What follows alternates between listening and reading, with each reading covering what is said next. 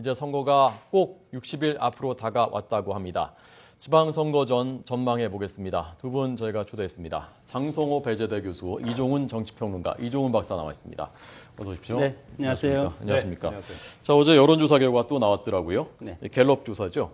네. 자, 정당 지지율인데요. 자, 정당 지도 한번 보겠습니다. 네, 새누리당은 지난주와 같군요. 43%고요. 새정치민주연합이 전주에 비해서 1%포인트가 또 떨어졌습니다. 계속 떨어지는 추세거든요. 자, 이렇게 한 달 사이에 16%포인트로 지지율 격차가 2배 벌어졌는데요. 왜 이렇다고 보십니까, 박사님? 우선 그 새 정당 창당 이후에 그 잠시 그 컨벤션 효과가 있었죠. 그것이 이제 다 빠져버린 상태고 이제는 그 안철수 의원도 그 현실 정치인으로서 이제 냉정한 평가를 받기 시작한 거라고 이제 봐야 되겠죠. 예. 그런 상태에서 가장 결정적으로는 최근에 그 새 정치가 과연 뭐냐와 관련한 논란이 좀 불거지지 않았습니까?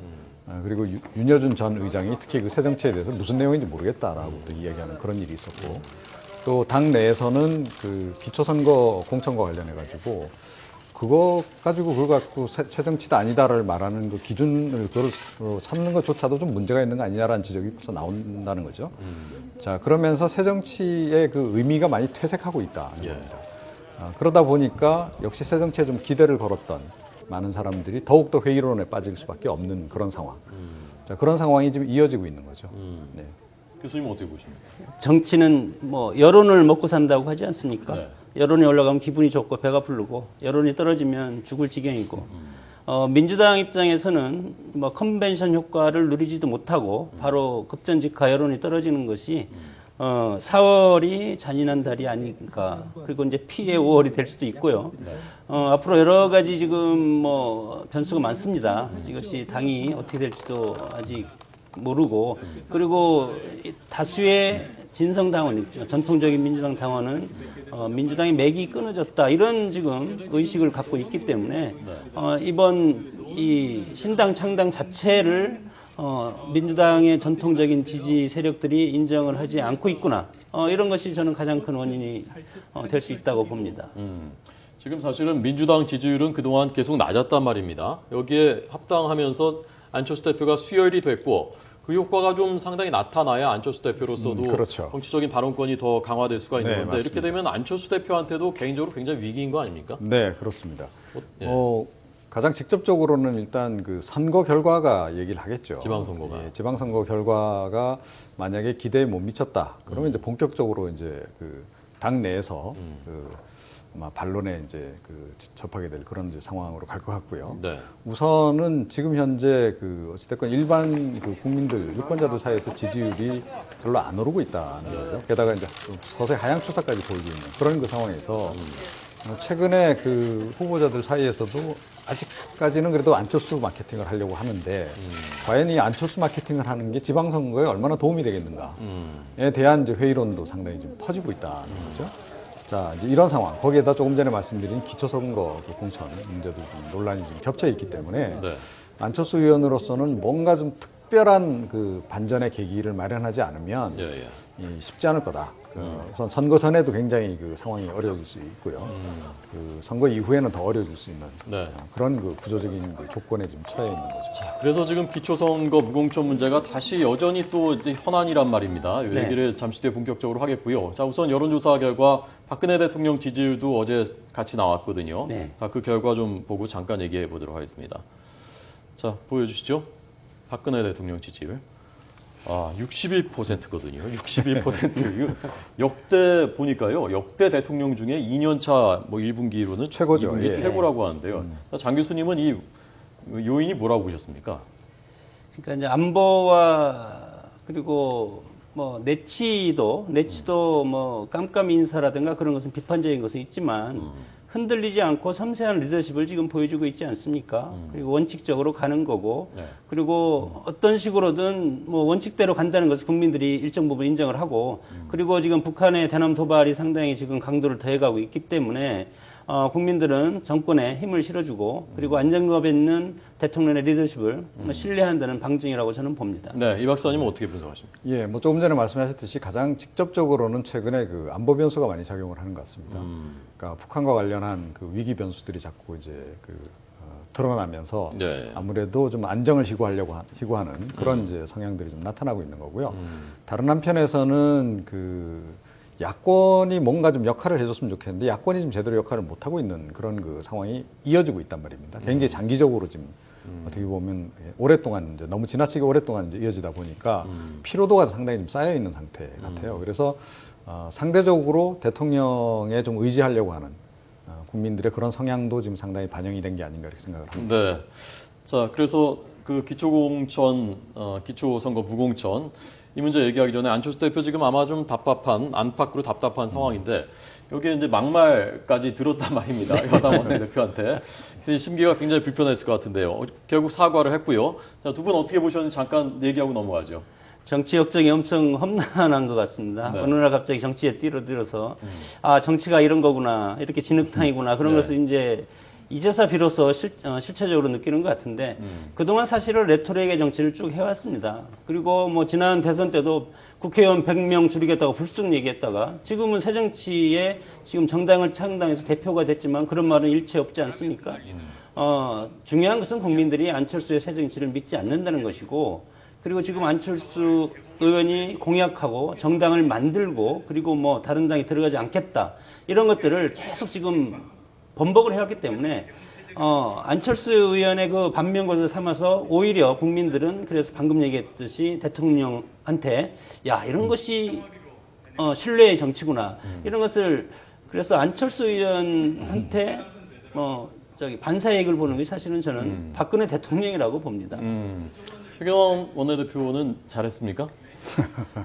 품격과 매너가 없는 거죠. 매너가 없는 거죠. 예, 뭐 최근에 95년도에 나온 책인데 정치와 유머와 위트라는 그건 케네디부터 레이건까지의 뭐 미국의 정치 지도자들의 그 매너 있는 네. 그리고 국민을 즐겁게 해주는 그런 것들이 책으로 묶어서 나온 것이 있습니다. 이제 이것이 청소년 자기개발 도서에도 선정이 돼 있는데 네. 우리 정치는 그런 자체 유머를 하려면 그냥 뭐 술 마시는 걸로 이렇게 웃기려고 하고 그런 과격한 그런 거지. 자, 그런 거 하나가 봤을 때 국회에서 뭐 체류탄도 터지고 그리고 뭐 얼마 전까지 선진화법 없을 때까지는 뭐 망치도 등장하지 않습니까? 네. 이렇게 일을 열심히 하는 우리 국회인데 이것이 어제 단적으로 표현됐고 집권당 원내대표로서 실수를 했다. 저는 그렇게 보고 앞으로 이거에 대해서는 대우각성을 해야 된다고 봅니다. 네. 그런데 사실 저는 이번 사안은 안철수 이제 공동대표죠. 좀 잘못했다 이렇게 생각을 합니다. 어떤 점을 두 가지 점에서 잘못을 했는데 우선 계속 그 기초선거 공천 폐지를 왜 안 받느냐라고 대통령에게 요구를 해왔잖아요. 그러면 공격 포인트를 정확하게 하는 게 필요하죠. 대통령에 대해서 그걸 요청을 하고 왜 대통령이 해명을 안 하고 당연히 원내대표가 그걸 해명하느냐 하고 오히려 주 공격의 방향은 대통령을 향하는 게 맞았다라고 생각을 해요. 그게 일관성도 있고 그게 이제 하나 잘못됐고 또 다른 점은 이제 의전상의 실수입니다. 그게 뭐냐 하면 최경환 원내대표도 대표 연설을 했거든요. 그 직전에. 그런 상태에서는 보통은 좀 그 예의상 존중을 해주는 그런 것들이 좀 관행이 좀 있어요. 근데 그 관행을 좀 무시하고 곧바로 그냥 비판을 해버렸거든요. 네. 그런 부분은 제가 보기엔 이번에 안철수 공동대표가 좀 정치적인 경험 부족 좀 작용을 했다 생각을 합니다. 어제 청와대 직접 찾아가지 않았습니까? 그거 역시 사실은 마찬가지죠. 그러니까 그냥 의원 개인이 찾아가더라도 사실은 그건 조금 이제 의전상 문제가 있는 거지만 보통 사람도 아니고 당 대표 아닙니까? 당 대표가 뭐 영수회담 한번 하려고 그래도 얼마나 절차가 복잡합니까? 의제 조율도 해야 되고 서로 일정 조율도 해야 되고 그것 때문에 정치적으로 상당히 또 논란이 벌어지기도 하고 그만큼 이게 이제 만나기가 어려운 건데 그런 것을 모르는 것도 아니고 그러니까 당 대표가 그렇게 가벼이 몸을 움직이는 것도 굉장히 잘못됐고요. 그러니까 그 사전에 이제 그런 청와대하고 충분히 교감하에서 그런 일들이 이루어지더라도 이루어졌어야 되는 거죠. 그러니까 그런 부분도 모르겠습니다. 이제 일반 국민들한테 좀 정서적으로 굉장히 성의를 다하고 있다 내지는 당원들에게 성의를 다하고 있다 이런 이제 그것을 보여주기 위해서 이제 그런 것 같긴 한데 정치적으로 신중한 행보는 절대 아니다. 그게 뭐 과거에 그냥 그 대권 후보 안철수 교수, 안철수 전 교수 그런 시절에는 게 용인이 될 수 있지만 그 당 대표로서는 좀 그 용납하기가 좀 힘든 그런 행동이죠. 지금 뭐 다른 꺼낼 수 있는 카드가 없으니까 사실은 고육지책으로. 그렇습니다. 그러니까 굉장히 지금 몰려 있는 상황이고요. 네. 지지율까지 계속 떨어지고 있고 이러다 보니까 굉장히 다급한 것 같아요. 그러니까 마음이 다급할수록 사실은 더 신중하게 행동해야 되고 좀 더 길게 보는 것이 필요한데 그런 부분이 좀 많이 좀 아쉽습니다.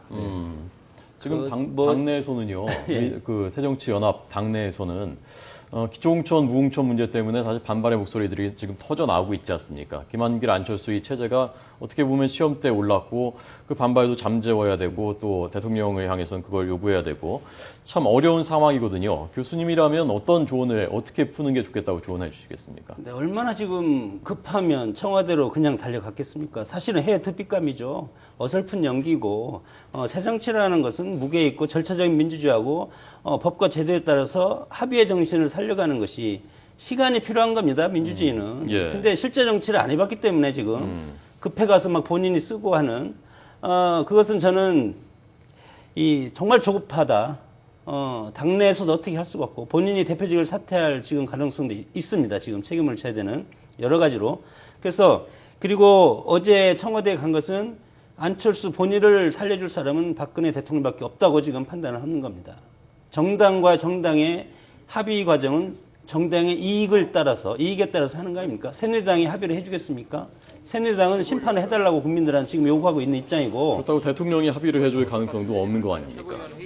없는데 그러니까 오죽 답조했으면 대통령한테 가서 사정을 하려고 갔겠습니까? 그러나 그것이 안 될 수가 없고 지금 양날의 칼이 아니고 독배를 지금 들고 있습니다. 제가 보기에는. 그래서 지방선거 공천을 다시 번복을 하면 창당 자체가 저는 무효가 된다고 보고 그리고 번복을 하는 순간 김한길 대표하고 지금 안철수 대표 두 대표가 동반 사퇴를 해야 된다고 봅니다. 기본적으로는 뭐 국민들 심판은 그 후죠. 네. 그리고 그냥 밀어붙인다 했을 때 당내 반발을 어떻게 막을 것이며 1차적으로 그리고 2차적으로는 육사지방선거 끝나고 대승할 수는 없지 않겠습니까?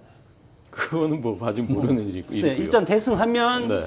뭐 새정치가 이제 꽃을 피우겠죠. 네. 그러나 이런 혼란 끝에 참패를 한다면 네. 또 마찬가지로 두 분이 다 동반 책임을 져야 된다고 봅니다. 네, 지금 조금 전에 화면으로 보여드렸던 그 신경민 최고위원, 뭐 우상호 의원 이게 다 지금 기초선거 네. 무공천 다시 재고해봐야 된다고 목소리를 냈었던 그 야당의 분들이거든요. 네, 그렇습니다. 자, 박사님은요, 어떻게 무공천 문제를 어떻게 재검토하는 게 필요하다고 생각하십니까? 어떻습니까? 자, 이런 거죠. 그러니까 박근혜 대통령도 대선 때 공약을 굉장히 많이 했습니다. 예, 그런데 집권하고 나니까 상황이 좀 그때하고는 다른 거죠.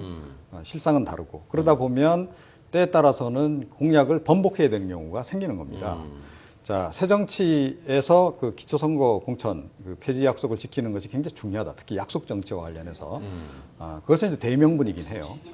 하지만 당원들이 만약에 그 지금 현재 상황에서 그 공천이 불가피하다라고 판단을 내린다면 네.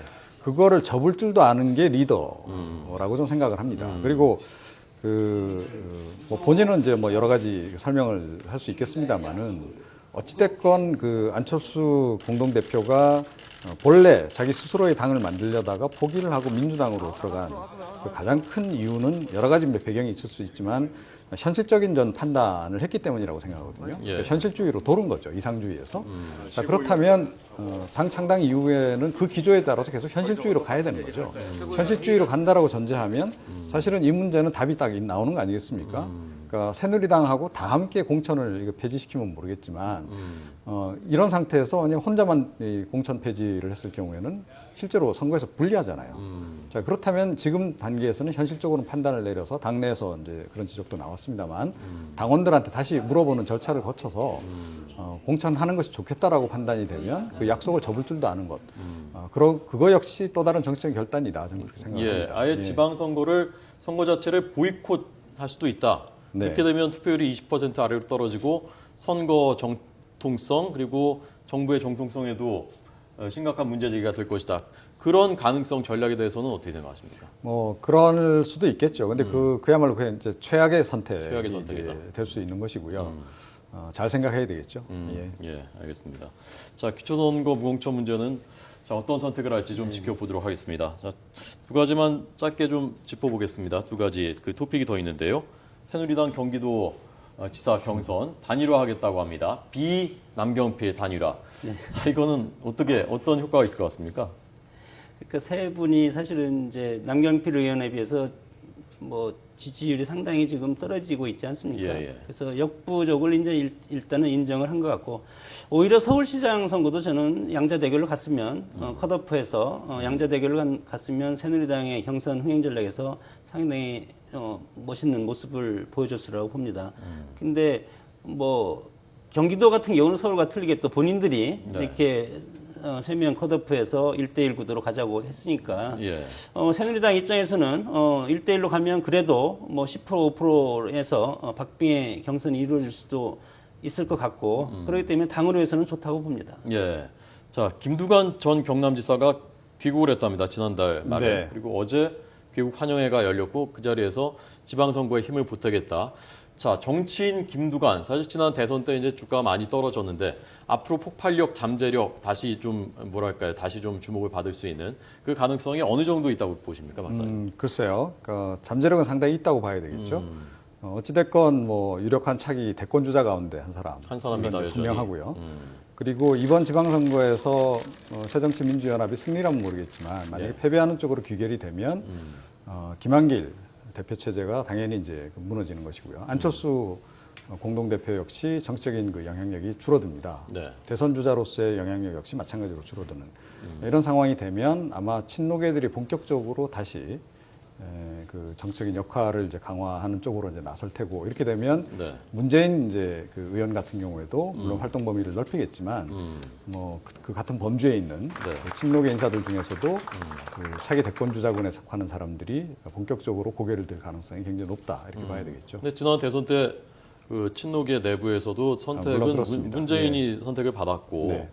또 지금은 떠오르고 있는 차기 안희정도 있지 않습니까? 네. 근데 그 와중에서 이 어떤 근데 이제 안희정 그 지사 같은 경우에는 이번에 다시 또 나오지 않습니까? 지방선거요? 네. 이제 그렇게 되면 차기 대권으로 가는 것이 쉽지는 않죠. 곧바로 가는 것이. 예, 알겠습니다. 자, 오늘 전국 장성호 배재대 교수, 이종훈 정치평론가 두 분에게 들었습니다. 잘 들었습니다. 고맙습니다. 네.